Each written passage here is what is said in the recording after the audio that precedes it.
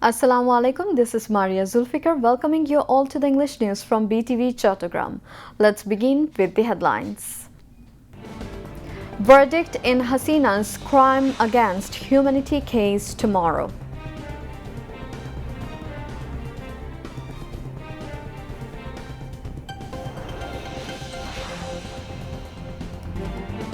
Election is the only way to fulfill people's hopes and aspirations, says BNP Secretary General.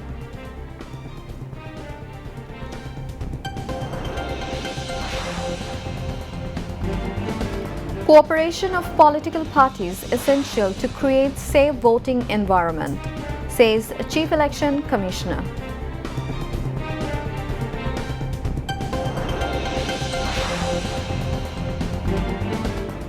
Economic position is much stronger than before, says finance advisor.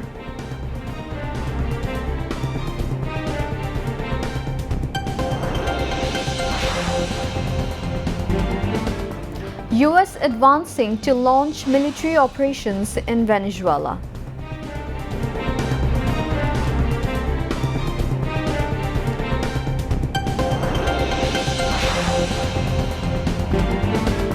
And Brazil defeats Senegal by 2-0 in FIFA International Friendly Football match in London.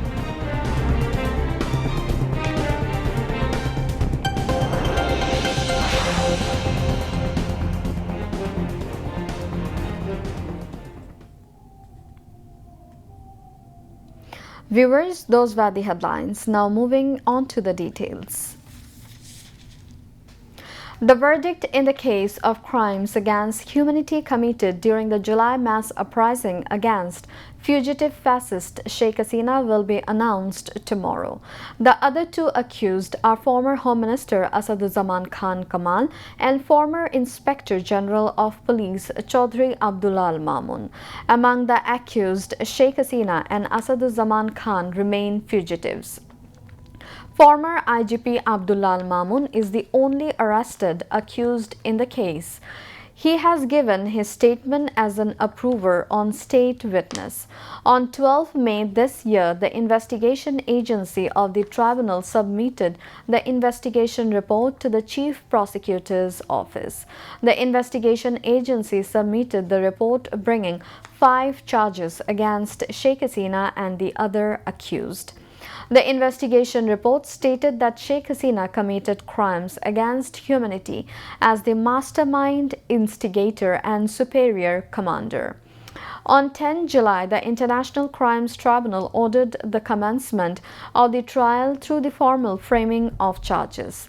In the first charge, it is stated that on 14 July 2024, at a press conference, Sheikh Hasina made an inflammatory statement by referring to students protesting with legitimate demands as children and grandchildren of Razakars.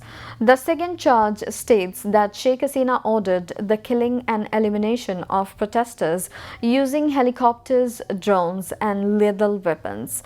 This order was carried out by former Home Minister Asaduzzaman Khan Kamal and former Inspector General of Police Chaudhry Abdullah Al Mamun. The third charge brings allegations of provocation, incitement, conspiracy, assistance and involvement against Sheikh Hasina and the other two accused in the killing of Abu Said, a student of Begum Rokeya University in Rangpur.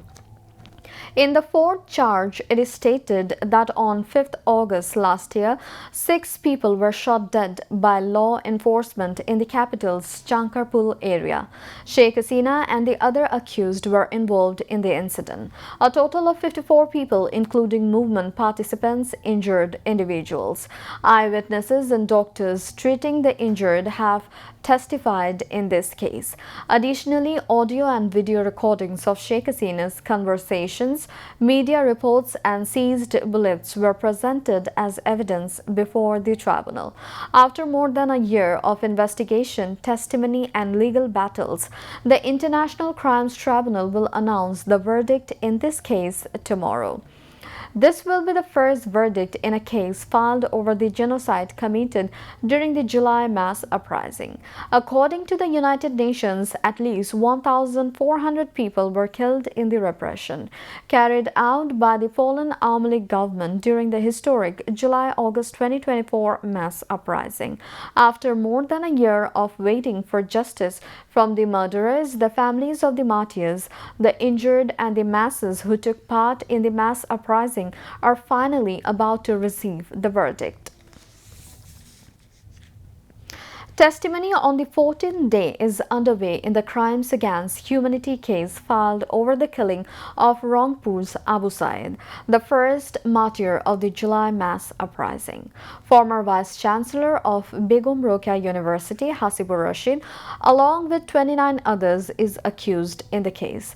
The testimony began in the morning before the three-member judicial panel of International Crimes Tribunal II, headed by Chairman Justice Muhammad Nozrul Islam Chaudhry.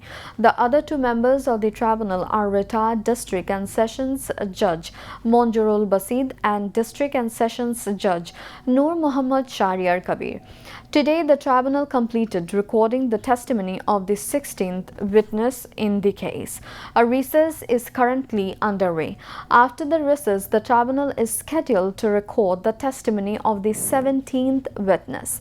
Over the previous 13 days, the tribunal has recorded testimony from 15 out of the 62 listed witnesses in the case.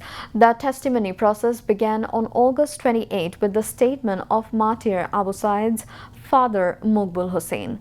Of the 30 accused in the case, 6 have been arrested while the remaining 24 are absconding.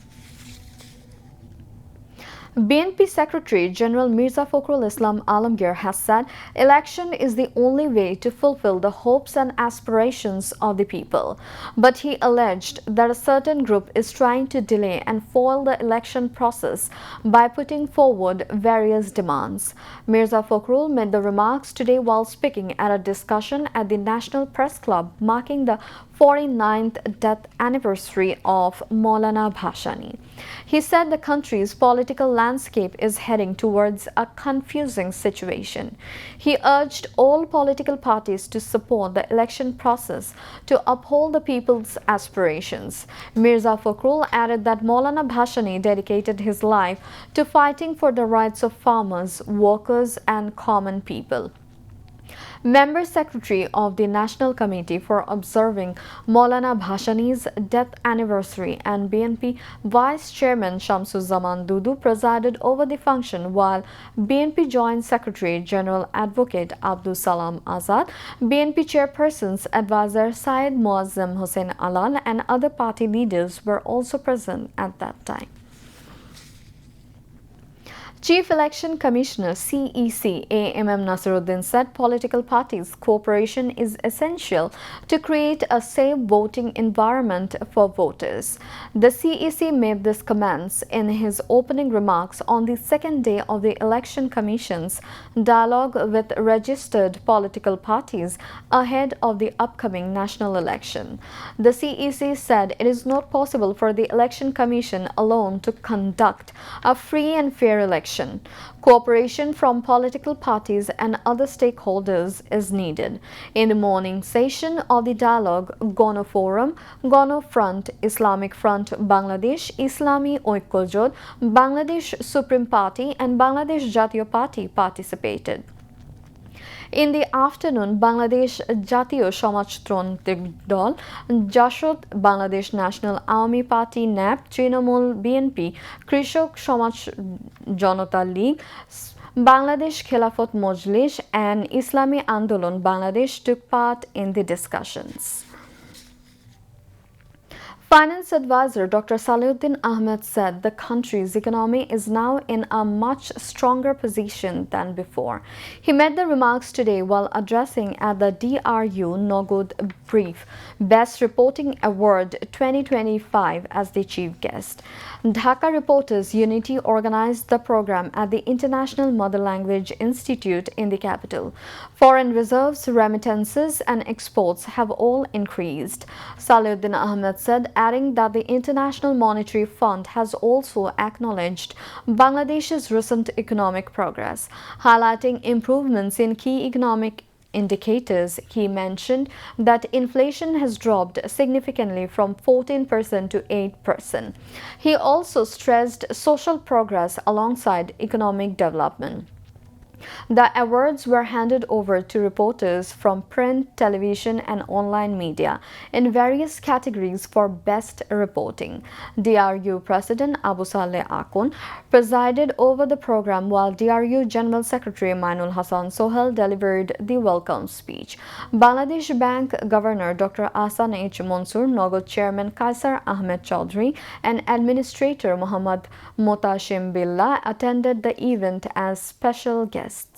Jury Board Chief Shamsul Haq Zahid, Managing Director of the Bangladesh Journalists Welfare Trust M. Abdullah, Amar Desh Executive Editor A.H.M. Zahid Chaudhry, along with other members of the jury board were present in the program.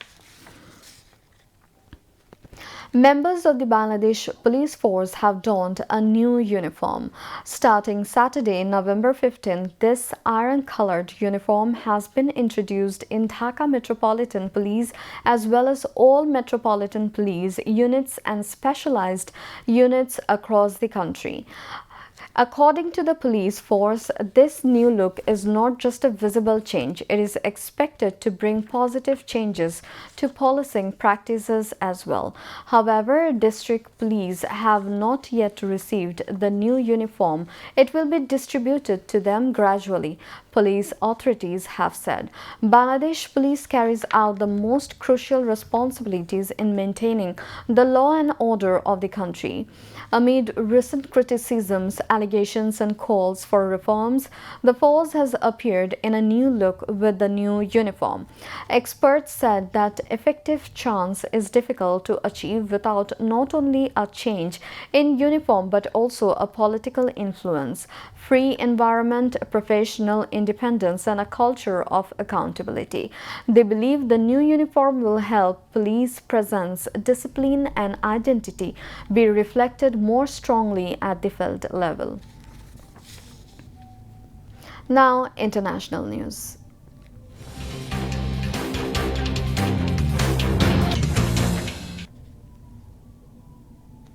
President Donald Trump suggested he has made up his mind on a course of action in Venezuela, following multiple high-level briefings this week and a mounting U.S. show of force in the region.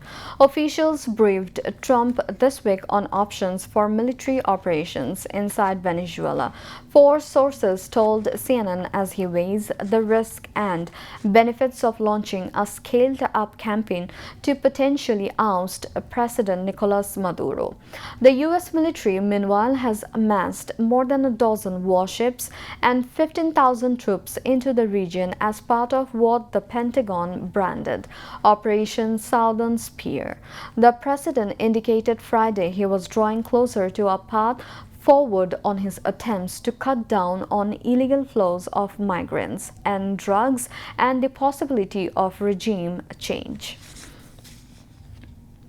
4 migrants died after 2 boats carrying nearly 100 people capsized off the coast of Al-Qums in northwestern Libya, the Libyan Red Crescent said. The organization said on Saturday it received a report late Thursday about 2 overturned migrant boats near the Al-Qums shoreline. The first vessel was carrying 26 migrants from Bangladesh, 4 of whom were found dead. The second boat was carrying 69 people, including 2 Egyptians and 67 Sudanese nationals, among them 8 children, the Red Crescent said. Emergency and recovery teams were deployed to the site to rescue survivors, retrieve the victims' bodies and provide care, it added. China on Friday announced that it has discovered its largest single gold deposit since 1949. The Dadangu gold mine in the northeastern province of Liaoning contains 1,444.49 tons of proven gold reserves, according to the Ministry of Natural Resources. The state-run Global Times reported that the mine has already passed an economic feasibility assessment, clearing the way for development. The deposit is classified as a super large open pit mine. Officials said that the area above the 720-meter elevation holds an estimated 2.586 billion tons of ore with an average gold content of 0.56 grams per ton.